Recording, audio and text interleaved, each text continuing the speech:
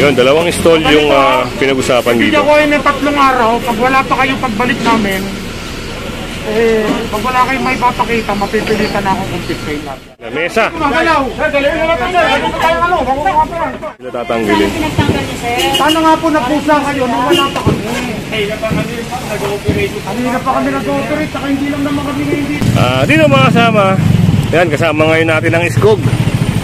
Sa pangunguna ni Sir Richard. At ito, ino-operate ulit ito. Yung mga illegal extension nila dito sa tindahan na ito.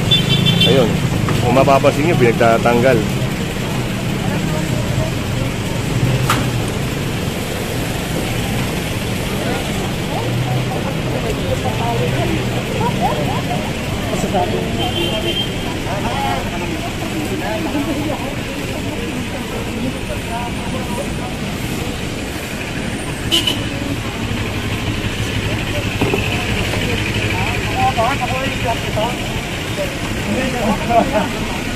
At parang papasok ata tayo doon. Tama natin si Sir Richard dito kung ano yung mga usapan dito. At ito ata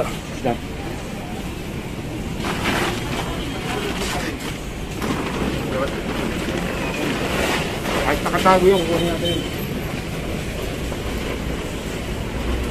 Nakaling ka ha. Nakaling ka pa ha. at ito, pinatatanggal na rin. Yun. Baka nakapwesto dyan. Hindi naman natin patawad. Ako nasa bilig, baka nakapwesto. Ito pa kami.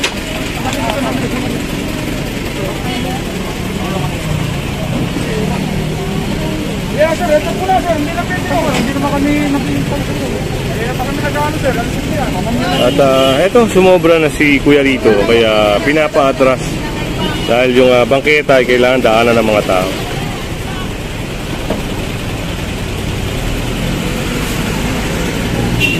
Ayun, nakuha na rin yung mga upuan. Yung mga parang pahingahan, no? At ito, kailangan ipasok, no?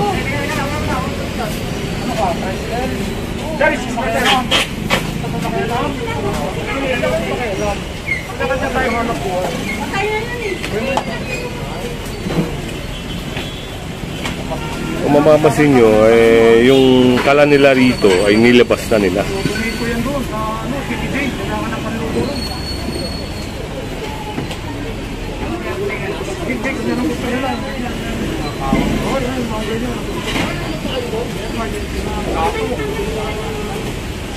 Ah, pinarmanen?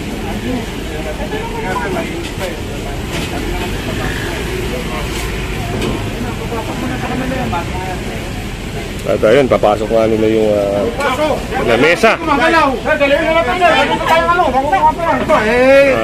Tutukan ng kalanda na pala mga kasama. Pinagbigyan ko kayo.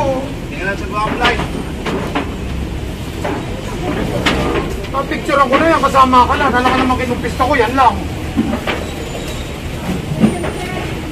Hindi, paulit-ulit na lang tayo. Nakakasawa din, ha? Morning, Sir Richard. At maulan na operation doon, sir, ha? Oo. Saan tayo? Rain or shine. Alam naman natin na mas kailangan ng tao ngayon tag-ulan ng sidewalk. Oo, yun, mga kasama. At ito yung mensahe ni sir, no? Rain or shine operation, no? Dahil mas kailangan ng taong bayan yung sidewalk. So, yun. At yung mga trapal dito ay na-clear na.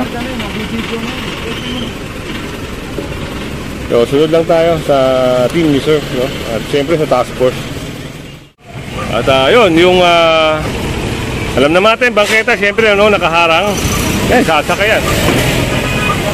Yun, yung mga halaman dun, sinabihan na rin sila ni sir, no, na itabi. Dahil kung hindi, kasama rin siya sa may sasakay.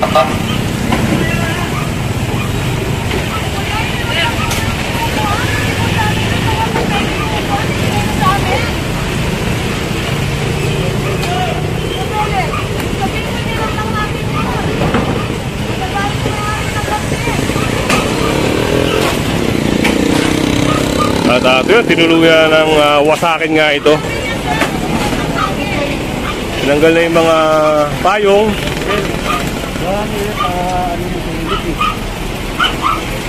yung tindahan ni nanay. Yung mga halaman din ay isasakay na rin. Ibabalik lang din sa labas. Kanina wala siya lukuhan talaga. May litrato nga kami kaya natin nakuha. Kung wala kaming picture, wala kaming ebidensya, walang problema.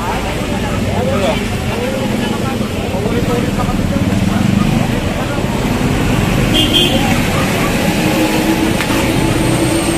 So yun, at nakukuha na yung mga halaman, no, na isakay na.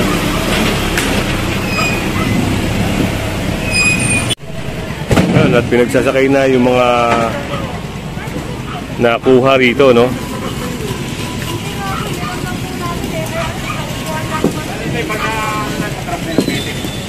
Bawal na po yung bawal na. Ay, kanina pa sana yun dumating na kami. Hindi nga po namin alam na kinuha ninyo eh.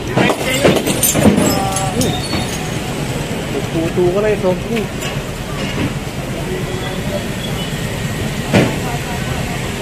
Ay, yung paa mo ate, naku. Pamalo yung paa niya ate na dito.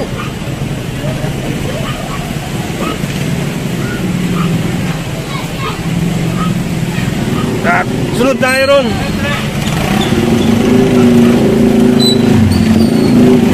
Lagay natin dito ay marami ring may sasakay dito, no, na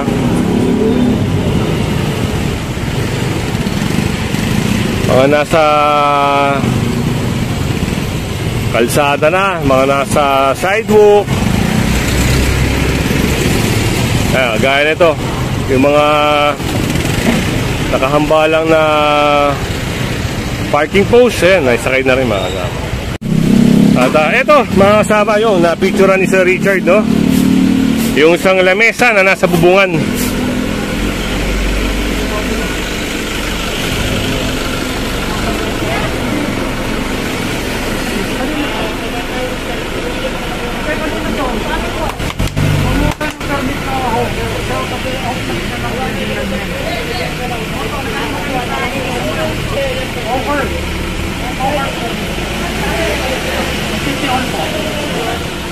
Kaya ako siguro ang barangay yung binibigay mo, clearance lang.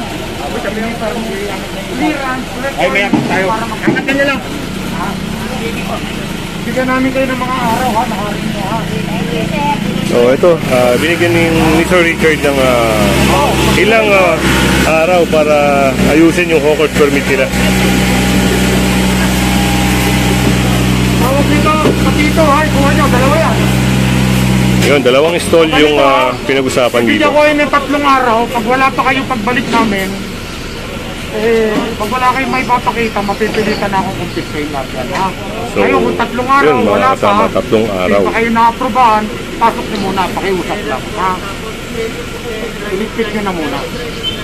Okay? Yun, intindihan naman ni ate yung sinabi ni Sir Richard. Pag akong buong buo yan. Yan, napaliwanagan na si nanay. At dito parang may impound na motor, no? Baka naisakay na ata. Ganyan, anchor naman doon.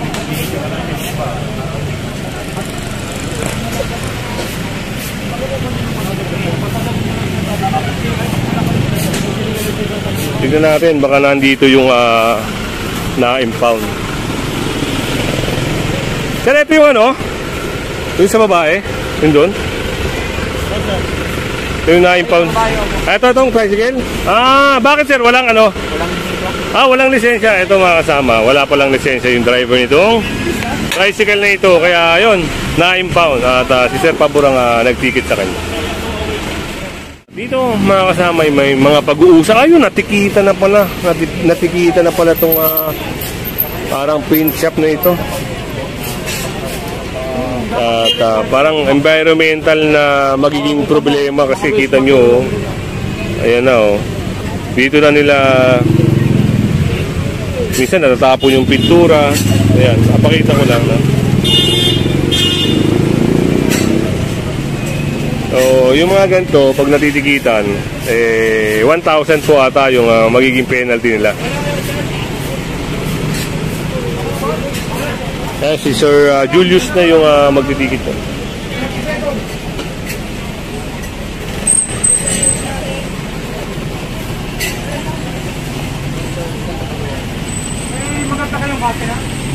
At yun, parang may kakatiya rin dito mga kasama.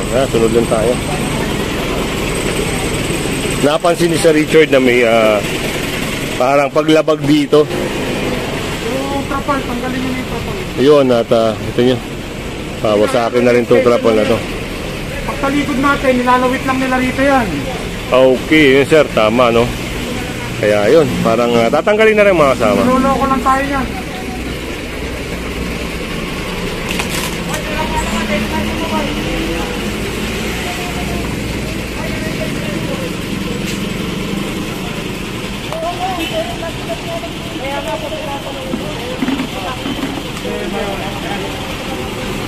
May nagagalit doon, puntahan natin yung mga nagagalit.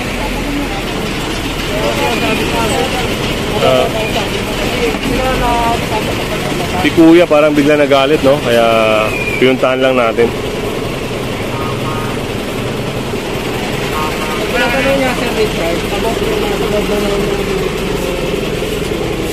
Yung buhit kasi, hindi ka for merchandise purposes. For farming purposes. Yung buhit na yun, kailangan wag sila lumagpas doon, pwede sila magpa-parking dito na. Pero hindi para sa mga illegal display yung merchandise. So yun, at naliwanagan na rin yung mga kasama natin, no? Yun, kita nyo, yung trapal na yun ay natanggal na rin. So punta na tayo dito dahil si Kuya at ay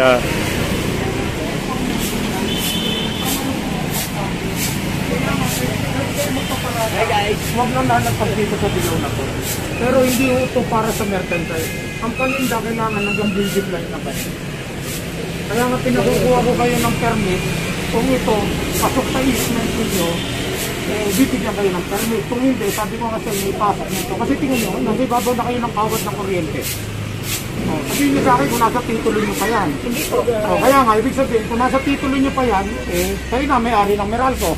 Hindi po. Ang barangay kasi ba't kami binibigyan? Kaya nga, ang binibigay ng barangay, clearance po, hindi permit. Ibig sabihin nun ng clearance, requirement po yun para mag-secure kayo ng permit. Ganun po yun, ha? Hindi po. Naniwala, ba't pinalituran? Taga doon yun. Yung alaman daw nila, tinakay nyo. Kasi nga po, yun. Si Kuya bigla na lang umalis, no? Parang naliwanagan agad siya, no?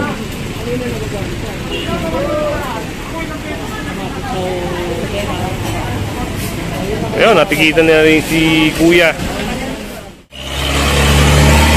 At ito, dahil sa natanggal yung kabilang lona, ito sila nanay nakikiusap. Pero ang sabi ni Sir Richard, magiging unfair sila kung hindi sila tatanggalin. sana nga po nagpusa kayo nung wala pa kami. Kanina pa kami nag-operate, saka hindi lang naman kami ngayon dito bumalik eh. Hindi na nga kami nagpapakain. Pabalik-balik na nga kami, hindi pa kayo nagsasawa eh. Hindi na kami nagpapakain dyan eh. Tapos ganyan pa rin kayo. So, wala naman kayo talaga magkarapatan magpakain dito. Bawal sa loob, sir, diba? Bawal sa loob, sabi nyo. Ano bawal sa loob? Sa bangketa po tayo. Kaya nga po, bawal nga po dyan eh. Kaya dito eh. Nakasupi naman po. Hindi nga may sabihin pag wala kami, ibubukan yan eh. Hindi na may pupukayan, sir. Umulan lang, sir. Umulan lang. Kaya dito ka namin yan. Kasi nga dito kami, pag wala kami, ibubukan yan. At ayun, ito nyo yung tao ni Sir Richard. Talagang alam na rin, no? Alam niya na rin yung trabaho. Ito nyo. Siya na rin nagpapaliwanag doon sa mga tao dito.